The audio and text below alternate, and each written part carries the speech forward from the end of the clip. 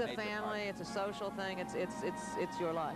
Now the Marvitines, and this is Tina Littlefield, are in second place. North Stars lead 135.90. The Marvitines 134.65.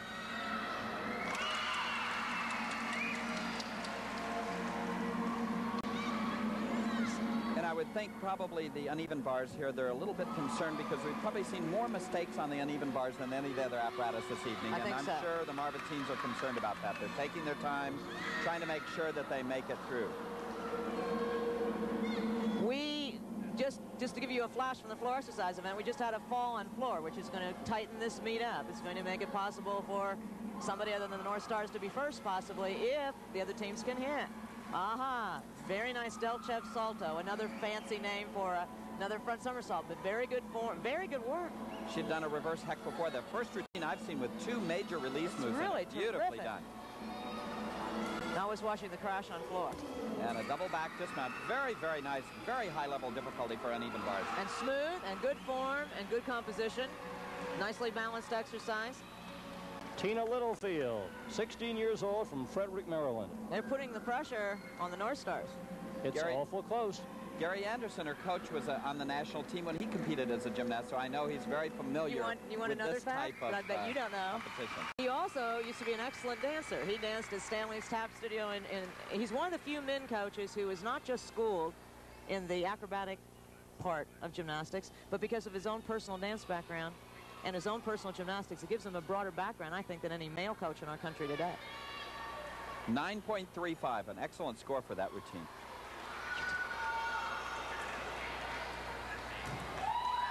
Mindy Krasinski, Berks. That was a layout Sukahara. The body was stretched through most all of the somersaulting action, so that's a very difficult vault and should score very well. Push off, her body stretched with a little pike at the end to a very nice landing, though. They'll reward her well for that.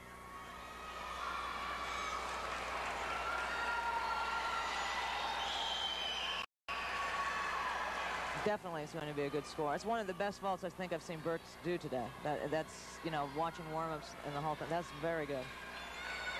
And we can see from that a score of 9.6. Very good score. That's going to help them out a lot. I'm sitting here feeling like shifting eyes. I'm looking at all four events. I think this meet is really tightened up. Beam, I've been trying to watch the scores. Everything has been like 8-7 or better, I think. Now you must realize what Uriel is saying, that we're focused on one event, but it's like a ring circuit. Everything's a four-ring circuit. Everything's going on simultaneously all over. And of course, when we get down to the end, the computer will then have the printout and they get all the figures down as to which team will be the winner. This is Heather Myers of the Gym Cats. The balance beam coach for this team is Maureen Cleary, and I feel that she's one of the finer balance beam coaches in this country. So I think that if any team can stand up to the pressure of having just missed on bars, coming to beam, knowing they can win if they hit, and knowing they're for sure maybe going to go to last place if they miss, I think they might stand up to it. Maureen loves the challenge. And if I were her kids right now, I'd be sure I stayed on, because I wouldn't like workouts for the next month if I didn't. I'm really impressed with the confidence level they're performing with. They're not holding back at all. No, they're moving very smoothly from one transition to the other. And she's very practical, too. Even though they work at a very high level, isn't that beautiful? Was beautiful. She doesn't miscalculate. She doesn't make everybody do everything. She really, really identifies individuals, but goes after the stuff. Maureen loves competition. So at Beam, they go for the stuff, which is what Beam should be about. I get tired of this sort of cautious stuff. Here we go for dismount. Beautiful exercise. Now that, on the dismount, we had Heather Myers, but also we got a brief glimpse before on the floor of Gina Basil wearing 454, and she is, of course, from the North Stars. So as you can see, there's something going on both sides. And now we go back to Heather Myers on the beam for the replay of the Gym Cat. Watch this dismount. We haven't really seen many of these. This is a gainer salto, but I also wanted to say something. This child started in my gymnasium, okay, and Maureen used to coach in my gym. She is proof that you don't have to start at 2, that you can become a great gymnast. She learned to back handspring to a salto when she was 12. And Paul, she was so diligent at the training program when she came to our club that within one summer, at the end of the summer, from a stand, she was doing full twisting standing saltos, and you saw what she's learned to do on the balance beam. She also, by the way, can work a little pommel horse. She's a wonderful athlete. And a 9.10 for that. Very, very nice routine. Getting set now for the last two, the final two of each of these teams. So now we're up to the climactic moments. And, of course, they can win or lose, and what these final two contestants do is we'll swing around and show you what's going to take place. And right now it's Shannon Abel of Burke's Gymnastics Academy, and she knows that there's a lot riding on this performance. Right, but she gets two chances, which is kind of, I would rather be a cat. Sure. Even though we know vaulting's not my forte. That was very long vault. That's an example of having flight and landing very far out in the mat, but the illusion is that there wasn't that much height. Let's see how much there was. Well, there was a maintaining, I guess, of the center of gravity. She's experienced. I can see why they have her late in the lineup. She's going to get... That'll be a comfortable 9, I'm sure. It's going to be 9.5-ish. Well, with the judges here are disagreeing up in our booth. Well, we're going to guess, but I think she's going to go that high, even though I understand why they wouldn't agree, because there's an imaginary line, and she's out there on that imaginary line. That was not so as good. Yeah, the first vault will be better, so we'll know what the score is soon for the first vault. Now, the judges cannot change the score on the first vault after they've seen the second either. In other words, the judges are stuck with what they did also. She exposed herself as a less good vaulter than you thought she was on her first jump. Now, here in the first, she gets out pretty far. She's way past the line they look at. So the judges are going to consider that as, I think, pretty good I think so. flight. They use that springboard. There are two available. One is the Ruther and the other abort. Here's the score, 9.55. Very good. You become a good guesser when you've been around for 9 million years. Now, I used to be a judge. Now, Tracy Knowles will be coming up on the bars. She's 14. Maryland, and the Marvatines are in second, so they're gunning right now for the North Stars, and just a hair separates them. So that's the next event I'd like to be on, is bars besides vaulting, because once you get going, you can kind of really get into the spirit of things and guts it out to the end. They've got to know that they started so well here, they have a really good chance to win this meet, because they're right next to the floor exercise mat, and Sure. And we saw from her scores yesterday, the qualifying scores, this was her best event, so she's very competent here, I'm sure. She looks cool as a cucumber. She looks like she's ready to begin. We'll see.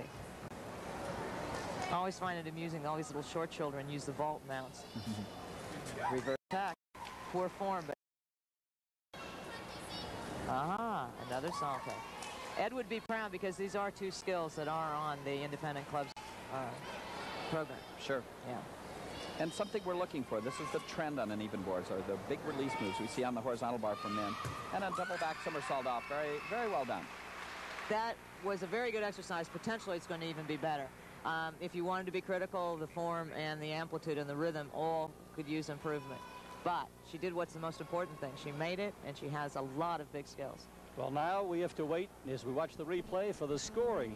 Here's our vault mount. This and is watch straddle. these release moves so you see what we're pointing for in uneven bars. The first thing she's going to do is a reverse hecht. You'll see her cast up to handstand. She's going to swing down and go backwards over the bar. And as Muriel said, you see the bends of the knees, but at least she did the skill. And very well, too. Here she crosses and turns around and does a front somersault. The knee again. But those are two very, very big release moves. Something you want to get into a gymnast routine as early as possible. The pirouetting, or the turning around the long axis, which a lot of the gymnasts have not shown today. So she's strong in the sense that she fulfills all of the requirements and she exceeds them in release. So her score should get a benefit just from its composition. But we'll waiting see. for the score. Incidentally, on those bars, as I understand it, the spreader, the gymnast can determine how far apart they should be, whether you're a tall or a short gymnast. Is that correct? Within limitations of the rules. There are minimums and maximums, obviously. In my day, one of the real problems is that they felt that we couldn't have it more than 12 inches apart, which made it hard. There's the score, 9.30. That's going to help them a great deal. You love those middle nines or close to the middle nines by that point. Here's Corinne Wright.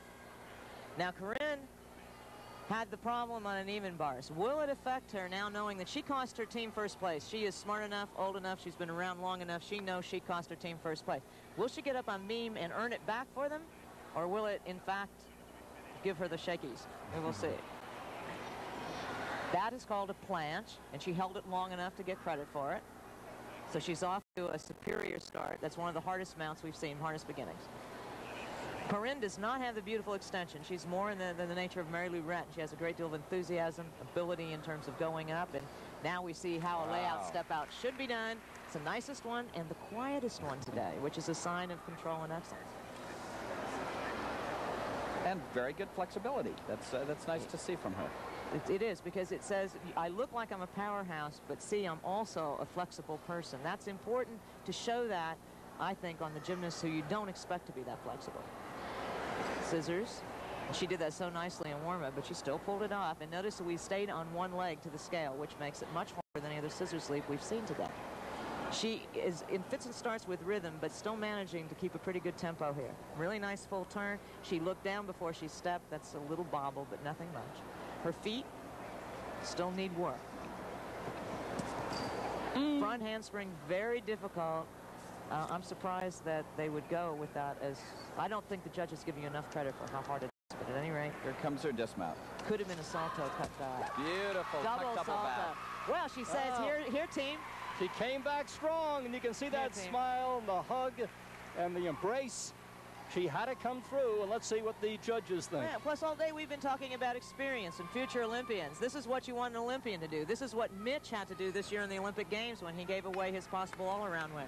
She's from Mount Vernon High School, Mount Vernon, New York, going to the University of Georgia on athletic scholarship. Now, this is what's very important. These kind of skills you have to do to make it in the international scene. A tuck double back off the balance beam to a very, very nice landing. It cost her a 10th for the step, but that's the kind of athlete you want to see doing those skills. That was beautifully done. Now we wait for the big moment. The judges. It's either 9.25 or 9.5. I used to be a real good lip reader. I wasn't looking quick enough. It's something, it's 9-something 5. 9.25 or 9.5. If it's 9.25, I would quarrel that it's too low for what else they've given. I would 9.25, you did it right on the nose. Right, but if I were the coach, I'd be a little upset because I think they've given lesser work that same score. I would be a little upset. On the other hand, Corinne does need to get nicer looking feet. Here's Deborah DeMasi. And the pressure is on the North Stars right now because they've had a couple of mistakes on floor, and they have to get